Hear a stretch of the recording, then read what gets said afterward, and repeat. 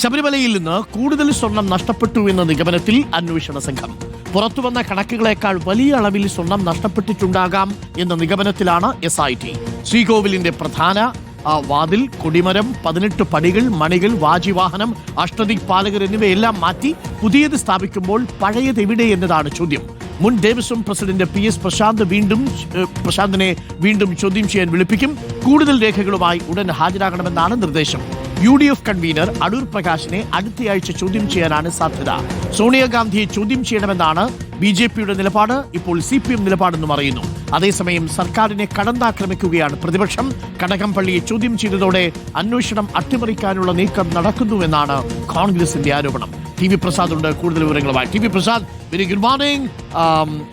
ശബരിമല സ്വർണ്ണക്കൊള്ളയിൽ പുതിയ ട്വിസ്റ്റുകൾക്കൊക്കെ സാധ്യതയുണ്ടോ? നമ്മൾ കരുതിയതിലും അധികം സ്വർണം ഈ ഉണ്ണികൃഷ്ണൻ പോറ്റിയും സംഘവും അടിച്ചുകൊണ്ടുപോയി എന്നാണോ മനസ്സിലാക്കേണ്ടത്? 470 ഗ്രാം സ്വർണം എന്നൊക്കെയാണ് നമ്മൾ ആദ്യഘട്ടത്തിൽ കരുതിയത്. പിന്നീട് അത് കിലോ കണക്കിന് സ്വർണമായിട്ട് മാറുന്നു. ഇപ്പോൾ അതുക്കും മേലെയാണോ ഈ തട്ടിപ്പിന്റെ വ്യാപ്തി? TV Prasad. Good morning Arun.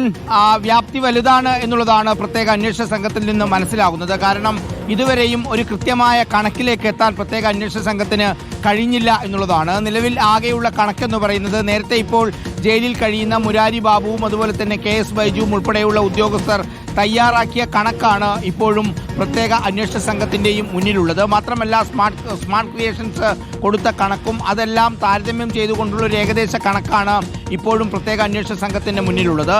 നേരത്തെ വിജയ് മല്യ പൊതിഞ്ഞതിൽ എത്രത്തോളം സ്വർണം നഷ്ടപ്പെട്ടു എന്നതിൻ്റെ കൃത്യമായ കണക്കിലേക്ക് ഇതുവരെ വന്നില്ല എന്നുള്ളതാണ് കഴിഞ്ഞ ദിവസം സമർപ്പിച്ച കസ്റ്റഡി അപേക്ഷ പുറത്തു വന്ന സമയത്ത് മനസ്സിലാകുന്നത്. ആദ്യഘട്ടങ്ങളിൽ നമ്മൾ ദ്വാരപാലക വിഗ്രഹങ്ങളിലെയും കട്ടിളപ്പടിയിലെയും സ്വർണം കൊണ്ടുപോയി എന്നുള്ളത് മാത്രമാണ് റിപ്പോർട്ട് ചെയ്തതെങ്കിൽ, അങ്ങനെ 2 FIRകൾ രജിസ്റ്റർ ചെയ്ത് മാത്രമാണ് അന്വേഷണം മുന്നോട്ട് പോയതെങ്കിൽ അതല്ല യഥാർത്ഥ വസ്തുത എന്ന് ഓരോ റിപ്പോർട്ടുകൾ സമർപ്പിക്കുന്ന സമയത്തും പുറത്തേക്ക് വരികയാണ്. അങ്ങനെയെങ്കിൽ അരുൺ നേരത്തെ പറഞ്ഞതുപോലെ അവിടെ ഉണ്ടായിരുന്ന നേരത്തെ ഉണ്ടായിരുന്ന മറ്റ് നിർമ്മാണ പ്രവർത്തനങ്ങൾ, പുനരുദ്ധാരണങ്ങൾ, അതായത് ശ്രീകോവിലിന്റെ വാതിൽ, ആ പഴയ വാതിൽ എവിടെയാണ് എന്നത് സംബന്ധിച്ചുള്ള അന്വേഷണം നടത്താൻ അന്ന് ഹൈക്കോടതി നേതൃത്വം നൽകിയിരുന്നു. മാത്രമല്ല ആ വാതിൽ ഇപ്പോഴും ഒരു ദുരൂഹതയുള്ളത് അരുൺ, ആ വാതിൽ മാറ്റി സ്ഥാപിക്കുന്ന ഉണ്ണികൃഷ്ണൻ പോറ്റിയാണ്. നിലവിൽ സ്വർണം പൊതിഞ്ഞിട്ടുണ്ടായ വാതിലായിരുന്നു. അത് ഏത് സാഹചര്യത്തിലാണ് മാറ്റിയത് എന്ന് അറിയണമെങ്കിൽ അന്നത്തെ ഉത്തരവ് പുറത്തു വരേണ്ടതുണ്ട്. 6/8/2018 തീയതിയിലാണ് അങ്ങനൊരു ഉത്തരവ് ഇറക്കിയത്. പക്ഷേ ആ ഉത്തരവ് ഇതുവരെയും വെളിച്ചം കണ്ടില്ല എന്നുള്ളതാണ്. അതായത് ആ വാതിലോട് കൂടിയാണ് ഇതെല്ലാം തുടങ്ങുന്നത്. അങ്ങനെ തുടങ്ങി ദുരൂഹമായ ഒരുപാട് കാര്യങ്ങൾ അവിടെ നടന്നിട്ടുണ്ട്.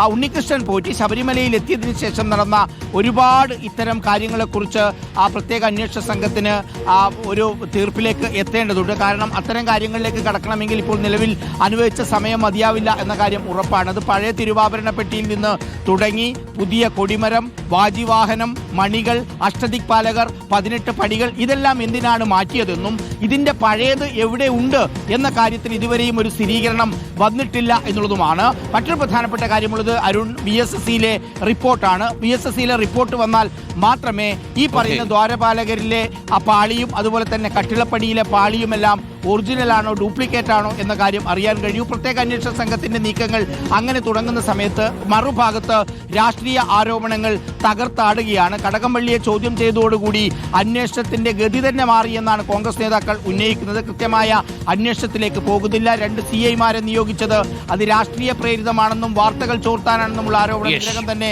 പ്രതിപക്ഷ നേതാവ് ഉന്നയിച്ചും തുടങ്ങിയിട്ടുണ്ട്. അതോടൊപ്പം തന്നെ CPIM പറയുന്നത് അടൂർ പ്രകാശിന്റെയും സോണിയാഗാന്ധിയുടെയും പങ്കാളിത്തമാണ്. വിഷയത്തിലേക്ക് BJPയും വന്നിട്ടുണ്ട്, സോണിയാഗാന്ധിയുടെ ഫോട്ടോ ഉള്ളതുകൊണ്ട് തന്നെ. ചുരുക്കത്തിൽ ശബരിമല സ്വർണ്ണക്കൊള്ള തന്നെയാണ് വരുന്ന നിയമസഭാ തെരഞ്ഞെടുപ്പിലെ കേന്ദ്രീകൃത ചർച്ചാ വിഷയം എന്ന കാര്യം ഏതാണ്ട് ഉറപ്പായി കഴിഞ്ഞു വരും. Thank you. TV പ്രസാദാണ് കൂടുതൽ വിവരങ്ങൾ നൽകിയത്. കൂടുതൽ വിവരങ്ങൾ വരട്ടെ TV പ്രസാദ്. എന്തായാലും ഇത് ഒരു പ്രത്യേക തരത്തിലേക്കാണ് ഈ അന്വേഷണമൊക്കെ പോകുന്നത്. ഈ പഞ്ചലോക വിഗ്രഹം എന്നൊക്കെ കേട്ടു. ഇപ്പോൾ അതിനെക്കുറിച്ച് വലിയ ചർച്ചയൊന്നുമില്ല. പക്ഷേ പുറത്തു വരുന്ന വിവരമനുസരിച്ച് നമ്മൾ കരുതിയതിലും അധികം സ്വർണം, അതും നേരത്തെ തന്നെ 2016 മുൻപ് അവിടുന്ന് കടത്തിക്കൊണ്ട് പോയിട്ടുണ്ട്. കൊടിമരമൊക്കെ ഈ സ്വർണം പൂശുന്നത് പ്രയാർ ഗോപാലകൃഷ്ണന്റെ കാലത്താണ്. ആ സമയത്തെ തുടങ്ങിയ ഉണ്ണികൃഷ്ണൻ പോറ്റി ഈ കടത്തിക്കൊണ്ട് പോകൽ എന്നുള്ളതാണ്. അക്കാര്യത്തെക്കുറിച്ചൊക്കെയുള്ള കൂടുതൽ വിവരങ്ങൾ പുറത്തുവരും എന്നാണ് നമ്മൾ മനസ്സിലാക്കുന്നത്. മനസ്സിലാക്കുന്നത്. എന്തായാലും ഇതൊരു ചെറിയ കൊള്ളയല്ല എന്നുള്ള വിവരമാണ് പുറത്തു വരുന്നത്. വലിയ ഗൂഢാലോചന ഇപ്പോൾ ഇതിന് പിന്നിലുണ്ട്. രാഷ്ട്രീയ വിവാദമായി കൂടി പരിണമിച്ചതോടെ അന്വേഷണം ഏത് വഴിക്ക് പോകും എന്നുള്ളതാണ് ഇനി കാത്തിരുന്ന് കാണേണ്ടത്. ടി വി പ്രസാദാണ് നമുക്കൊപ്പം ചേർന്നത്. പ്രിയപ്പെട്ട പ്രേക്ഷകർ ഒന്ന് ആലോചിച്ച് നോക്കൂ. നമ്മൾ സ്വപ്നത്തിൽ കരുതാത്ത കാര്യങ്ങളാണ് കഴിഞ്ഞ ആഗോള അയ്യപ്പ സംഗമത്തിന് ശേഷം സംഭവിച്ചിരുന്നത്. അയ്യപ്പന്റെ സ്വർണം അടിച്ചുകൊണ്ട് പോകാന്നൊക്കെ നമ്മൾ ആരെങ്കിലും കരുതിയിരുന്നു. അവിടെ നിന്ന് എന്തെങ്കിലും ഒരാൾ മോഷ്ടിക്കുമെന്ന് പോലും നമ്മൾ കരുതിയിരുന്നില്ല.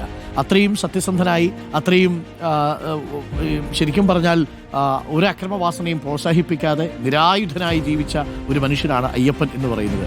ആ അഹിംസയുടെ വക്താവിൻ്റെ ഇടത്തിൽ നിന്നാണ് സ്വർണം അടിച്ചുകൊണ്ട് പോയിരിക്കുന്നത്.